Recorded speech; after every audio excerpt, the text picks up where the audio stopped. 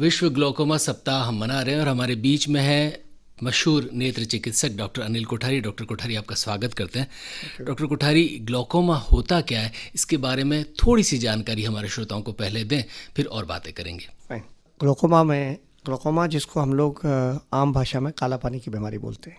Basically काले रंग का कोई पानी होता नहीं है।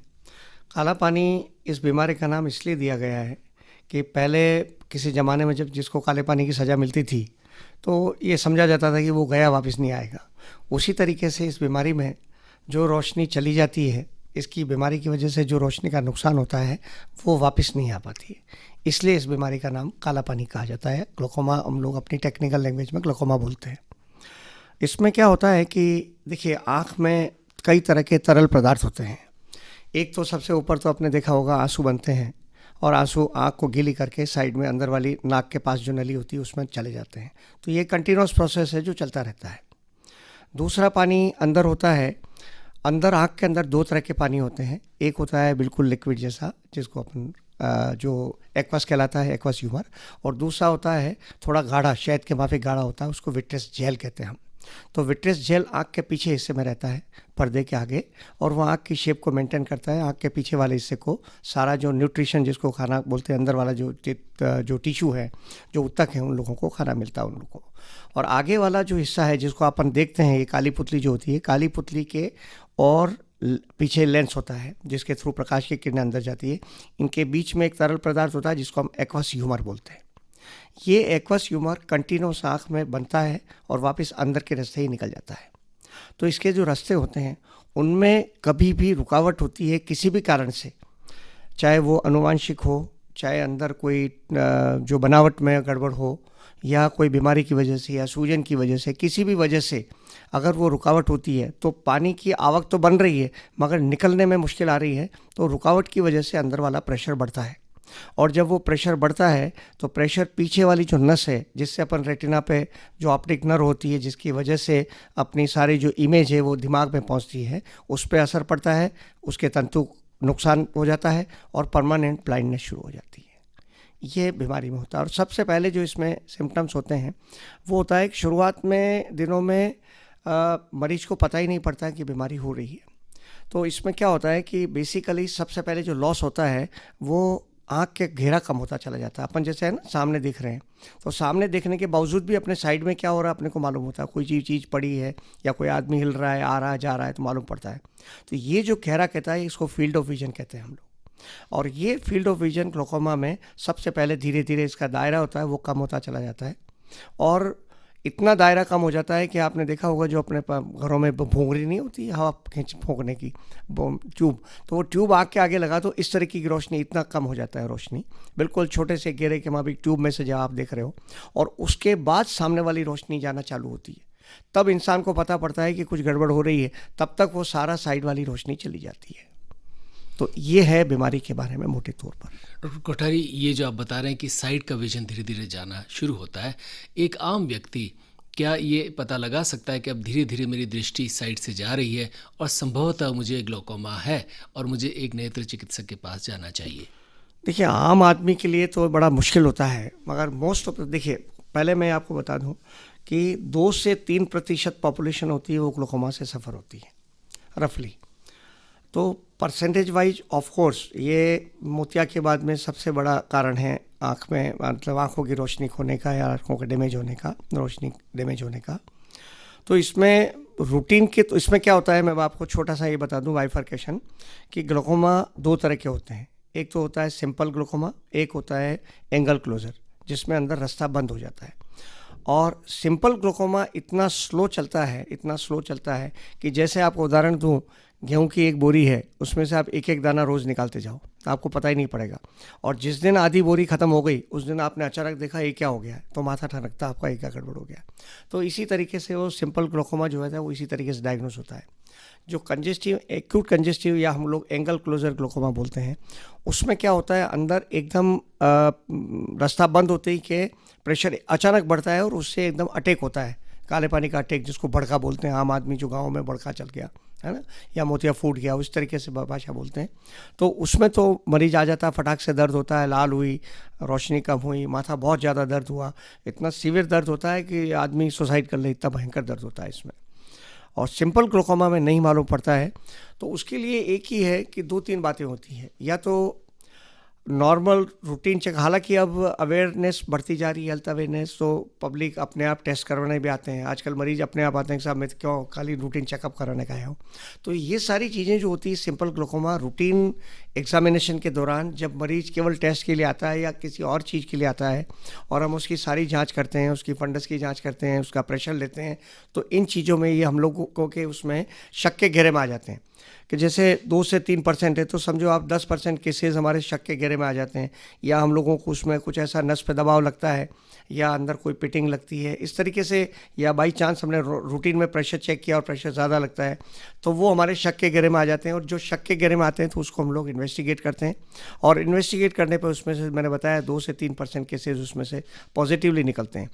तो एक तो ये है कि आपका रूटीन चेकअप जो डॉक्टर करता है उसमें मालूम पड़ता है, और या जो रूटीन चेकअप के लिए आए हैं मरीज, आते हैं रेगुलर चेकअप कर रहे हैं, या जिनके घर में अनुवांशिक की पहले से बीमारी हो, वो लोग ज़्यादा प्रोन हैं, उनको पोटेंशियल ज़्यादा होता है उसमें ये बीमारी होने का, कि जिनके पेरेंट्स को हो, तो वो लोग कभी कभी अवेयर, आजकल तो एजुकेशन काफ़ी लिटरेसी काफ़ी बढ़ी है, तो इससे उन लोगों को पता रहता है। यंगस्टर्स आते हैं कि डॉक्टर साहब हमारे घर में किसी को ग्लोकोमा था, मेरे पेरेंट्स को था, या मदर को था, दादा को था, तो वो लोग आके रेगुलर चेकअप करवाते हैं और उससे मालूम पड़ जाता है। और या रूटीन एग्जामिनेशन के दौरान आया, रोशनी कम हो रही है, अंदर कुछ मालूम पड़ा, शक हुआ, तो उससे मालूम पड़ जाता है। तो ये 2-3 तरीके होते हैं। और तीसरा एक होता है कई बार कंजेनिटल ग्लोकोमा, जिसको बचपन में ही पैदा होता है, उसके साथ ही उसको ग्लोकोमा होता है। तो ये केवल जेनेटिक डिजीज, जेनेटिक प्रॉब्लम्स के कारण होता है। माँ के पेट में ही बच्चे की ग्लोकोमा हो जाता है और उसकी आँख की साइज़ काफ़ी बढ़ जाती है। तो बच्चा जब पैदा होता है तो कई बार पेरेंट्स लेके आते हैं, डॉक्टर साहब इसकी एक आँख की साइज़ बहुत बड़ी है, जो काली पुतली होती है ना अपने, जनरली 10 से 11 मिलीमीटर की होती है, या तो बहुत बड़ी होती है, आँखें खुली बहुत ज़्यादा होती है। तो वो कुछ शक के आधार पर हमारे पास लेके आते हैं और वो मालूम पड़ जाता है कि ग्लोकोमा है। डॉक्टर कोठारी, थोड़ा सा ये भी बताएं कि वे व्यक्ति जिन्हें ग्लोकोमा होने की संभावना है या आनुवांशिक रूप से जो ससेप्टेबल हैं कि उन्हें ग्लोकोमा हो सकता है, कौन सी उम्र में उनको ग्लोकोमा होना शुरू होता है आमतौर पर, और कब वो आपके पास आकर जांच करवाएं? यूजुअली अपन ये बीमारी लेंगे पे जिनको ऊपर आनुवांशिक हो सकता है या पेरेंट्स को है या इन लोगों को, तो जनरली 35 साल के पहले यूजुअली बहुत कम केस होते हैं। यूजुअली जो इन लोगों को 35 साल के बाद ही रेगुलर, इसीलिए हम लोग कहते हैं 35 साल के बाद में आपको रेगुलर चेकअप तो हर साल में एक बार मरीज का कराना ही, आदमी को अपनी आँखों का टेस्ट कराना चाहिए। और जब वो टेस्ट के लिए पहुंचता है तो मालूम पड़ ही जाता है। सो अगर आप रेगुलर चेकअप 35 के बाद करें, या जो जिनको शक है कि मेरे पेरेंट्स को था या मेरे दादा दादी को था, फैमिली में था, तो उनको 35 के बाद में तो ELD चेकअप कराना ज़रूरी होता है। डॉक्टर कोठारी, क्या ग्लोकोमा का कोई इलाज नहीं है, और ये भी कि क्या ग्लोकोमा जिस व्यक्ति को हो गया है वो अवश्य अंधा होगा? नहीं, ऐसा नहीं है। अभी आज के ज़माने में ऐसा नहीं है। एक बात मैं आपको और बताना भूल गया कि कई बार ऐसी दवाइयाँ भी होती हैं जिनको कंटिन्यूअस अपन, वो जो आपने अभी क्वेश्चन पूछा उसको मैं थोड़ा सा आगे लेके पहले ये बात बताना चाहूँगा कि यहाँ हिंदुस्तान में सबसे बड़ी प्रॉब्लम क्या है कि कोई भी केमिस्ट डॉक्टर बन जाता है, और मरीज भी सीधा डॉक्टर के पास नहीं जाके कई कॉमन चीज़ों के लिए सीधे केमिस्ट के पास पहुंच जाते हैं, दवाइयाँ दे देते हैं। और केमिस्ट अपने, आप जानते हैं, यहाँ तो बिना पर्ची के भी दवाइयाँ दे देते हैं। केमिस्ट की भी जरूरत नहीं, हर व्यक्ति खुद भी डॉक्टर होता है। नहीं, मैं ये कहता हूँ हमेशा, कई बार हमारे यहाँ हिंदुस्तान में डॉक्टर के अलावा सब डॉक्टर नहीं है। तो सब इलाज क्या होता है, कई बार एक पेशेंट आया, जैसे एलर्जी वाले मरीज, स्पेशली आपने पहले कभी नाम सुना हो, एक पायरिमोन करके दवा आती थी पहले, राइट? और उस ज़माने में हार्डली ये जो कॉर्टिसोन होते थे, 1-2 दवाएं होती थी, सब लोगों को नाम याद रहता था। अब मान लो आप मेरे पास में खुजली के लिए आए, जो कॉमन प्रॉब्लम है अपने इस एरिया में, तो itching allergy is very common due to the hot atmosphere, और आसपास का जो क्लाइमेट है, इधर गाजर घास भी बहुत होती है, इनकी वजह से ये एलर्जी वाली बीमारी बहुत है। और एलर्जी में ठीक करने के लिए शुरुआत में हम लोग कुछ समय के लिए कॉर्टिसोन ड्रॉप्स यूज़ करते हैं। हम लोग तो जानबूझ के करते हैं और जानते हुए कि भाई कितने टाइम के लिए यूज़ करनी है, मगर कई पेशेंट ये समझ लेते हैं कि बाद में जब कभी भी होता है, डॉक्टर ने कहा है ये दवाई लेना है, तो वो जानता है कि इससे ठीक हो जाता है। अब डॉक्टर के पास जाके क्यों फीस बिगाड़ी जाए, तो सीधा वो केमिस्ट के पास गए, वो ड्रॉप मांगी, वो डालते रहते हैं। अच्छा, वो डालने से वो ठीक रहता है उनको, जब तक डालते हैं वो मज़ा आता है, मगर ये नहीं मालूम पड़ता है कि वो दवाइयाँ धीरे धीरे लंबे टाइम तक यूज़ के बाद में इसका प्रेशर बढ़ाने लग जाती है। तो ड्रग इंड्यूस्ड ग्लूकोमा, तो ये प्रेशर बढ़ता है, मरीज को पता ही नहीं रहता है। और मैं आपको बड़ा दुख के साथ बता रहा हूँ, इवन ये यंग जनरेशन 20-22 साल की उम्र में आते हैं, 25 साल की उम्र में, बिल्कुल लास्ट मोमेंट, लास्ट उस पे कि लास्ट में एक लाइन बची है, 660 विजन हो गई है या थोड़ा सा ट्यूबुलर विजन बची, ऐसी हालात में आते हैं। तो ये दवाइयों का जो गलत उपयोग है, ये भी एक बहुत बड़ा कारण है ग्लूकोमा में। अब रही बात आपने दूसरी की, ट्रीटमेंट पार्ट की, तो ट्रीटमेंट में ऐसा नहीं है। ग्लूकोमा अगर समय पे डायग्नोज हो जाता है तो उसका ट्रीटमेंट किया जा सकता है। ट्रीटमेंट में एक तो ये भ्रांति है काफ़ी साहब, ग्लूकोमा को कोई ट्रीटमेंट नहीं है या ट्रीटमेंट होता भी है क्या साहब। देखिए, किसी भी ट्रीटमेंट में अनसर्टेनिटी तो किसी भी बीमारी में, किसी भी ट्रीटमेंट में हो सकती है। इज़ नॉट नेसेसरी, ये ज़रूरी नहीं है कि आपने जो बीमारी है और उसमें हमने जो दवाई दी वो दवाई काम करे। हो सकता है वो नहीं कर रही तो दूसरी दवाइयाँ यूज़ करते हैं, वो नहीं करता तो तीसरी यूज़ करते हैं। एक टाइम था जब हमारे पास में, जब मैं पढ़ता था उस समय, तो आप सोचो एक आध मेडिसिन थी, बस उसी से हम काम चलाते थे, सारे तरह के ग्लूकोमा में वही दवाई यूज़ करते थे। बट अभी काफ़ी दवाइयाँ आ गई है, बहुत सारी दवाइयाँ आ गई है हमारे पास में, काफ़ी ग्रुप्स हैं, 4-5 ग्रुप्स की दवाइयाँ होती है। तो सबसे पहले जब भी शुरुआत आता है तो नेचुरली हम लोग एक मेडिसिन से शुरू करते हैं। अगर एक मेडिसिन से कंट्रोल हो जाता प्रेशर तो 2 मेडिसिन, नहीं होता है तो 2, नहीं होता है तो 3, नहीं होता तो 4, इवन 4-4 मेडिसिन तक भी ट्राई करते हैं। और हमारी कोशिश ये रहती है सबसे पहले कि इसको किसी भी तरीके से दवाई से ही कंट्रोल किया जाए। अगर दवाई से कंट्रोल नहीं होता है या पेशेंट अनरिलायबल है, जिस पे भरोसा नहीं किया जा सकता, या जो ऐसे मरीज होते हैं कि जो बराबर उसका टाइमिंग नहीं रख सकते, दवाई याद नहीं रख सकते, डालते नहीं हैं, लापरवाह होते हैं, कभी डाल ली कभी नहीं डाली, ख़त्म हो गई, मतलब उसको इम्पोर्टेंस नहीं देते हैं। उनकी ज़िंदगी में क्या होता है, इम्पोर्टेंट चीज़ें दूसरी होती है, ये इम्पोर्टेंट नहीं है। तो ऐसे मरीजों के लिए फिर हम लोग सर्जरी पे शिफ्ट करते हैं। क्योंकि मेडिसिन जब देते हैं तो मरीज को हम ये बोलते हैं कि देखिए आप खाना भूल जाओ, चल जाएगा, मगर दवाई डालना नहीं भूलो। आप किसी भी हालत में दवाई कभी भी नहीं होना चाहिए, और घर में दवाई हमेशा आगे रहनी चाहिए, अगाऊ रखो आप आराम से। बट आप जानते हैं पेशेंट्स को सब तरह के होते हैं, कुछ इसकी इंपॉर्टेंस को समझते हैं, कुछ नहीं समझते हैं, तो वो लापरवाही करते ही करते हैं, बंद कर देते हैं। 6 महीने में आते हैं, साल भर में डॉक्टर साहब दवाई ली थी, कुछ दिन ठीक हो गया, मैं तो ठीक हो गया। अब वो भगवान जाने वो कैसे ठीक हो गया, हमें नहीं मालूम है, बट ये ऐसी गलतियां करते हैं। तो उन मरीजों के लिए फिर हम लोग सर्जरी पे जाते हैं, सर्जरी करते हैं। सर्जरी में भी कई तरह की सर्जरीज हैं, उसमें जो जैसे प्रेशर बढ़ रहा है तो उसका रास्ता बनाते हैं, लेज़र से भी ऑपरेशन होते हैं इसमें। उसमें बहुत ज़्यादा होता है, नहीं होता तो फिर उसको ठंडा और गर्म सेक करके भी उसको अंदर वाली जो पानी है उसको बनना कम कर देते हैं। मतलब येन केन प्रकार हमको उसको प्रेशर को कंट्रोल रखना पड़ता है।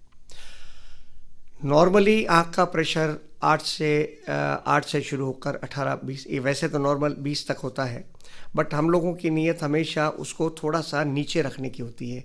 हम लोग चाहते हैं कि उसको 15-16 पे ही कंट्रोल किया जाए, 17 पे कंट्रोल किया जाए, ताकि कम से कम एक बफर रहता है कि कभी थोड़ा बहुत ज़्यादा भी हो तो कम से कम वो उस लेवल से बाहर नहीं निकले और आँख के जो रेटिना है या पर्दा है या नस है उसको नुकसान नहीं पहुँचाए। तो सर्जरी से ठीक हो जाता है, उसमें कोई परेशानी नहीं है। हाँ, कभी कभी ऐसे केसेस, सीवियर केसेस होते हैं जिसमें एक सर्जरी से नहीं होता तो दूसरी सर्जरी भी करनी पड़ती है, करते हैं हम लोग और कंट्रोल कर लेते हैं, और नहीं तो फिर चेक करके करते हैं। बट अल्टीमेटली प्रयत्न ये रहता है कि किसी भी हालत में मरीज की रोशनी जानी नहीं चाहिए, और मरीज को रोशनी।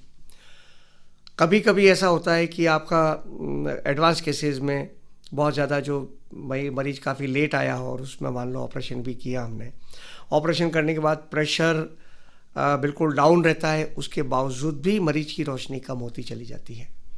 तो उसके दूसरे कारण भी हो सकते हैं, और उसमें फिर हम लोग ऑपरेशन करने के बाद में भी दवाइयों का उपयोग करते हैं वापस।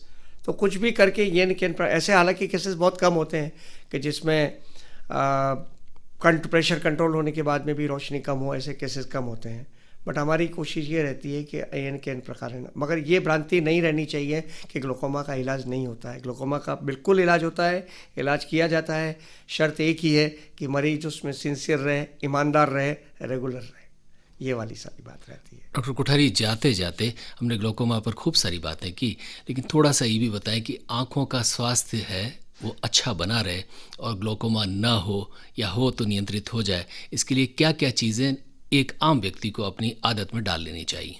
देखिए, न हो वो तो आपके और मेरे हाथ में नहीं है। किसी भी चीज़ की प्रकृति, आपने अपने भाग्य में क्या लिखा है, अपनी क्या दिनचर्या है, क्या शरीर में क्या बदलाव हो रहे हैं।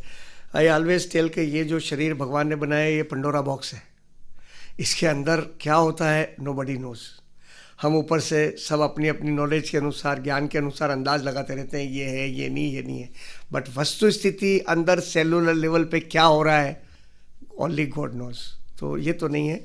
हाँ, मगर कुल मिला के आँखों को सभी प्रकार से स्वस्थ रहने के, नॉट ओनली ग्लोकोमा, बट आँखों को सभी प्रकार से स्वस्थ रखने के लिए, एक तो बच्चा जब पैदा होता है तो अब नॉर्मली भी आप देखो, दाई माई पहले होती थी अपने यहाँ, या मदर्स होती हैं घर में, दादी माँ नानी माँ होती है, वो सब हाथ पैर वगैरह सब चेक करती है, आँख भी चेक करती है, देखती है, अपना पढ़ा अपने हिसाब से, अपनी उनकी रोज़मर्रा की नॉलेज के हिसाब से सब चेक कर लेती है, हाथ पैर हिला के कि सब कुछ ठीक ठाक है कि नहीं है, राइट।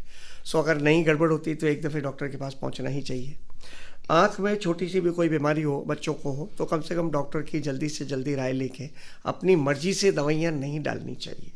ये मैं फिर रिपीट करूँगा, अपनी मर्जी से दवाइयाँ नहीं डालनी चाहिए।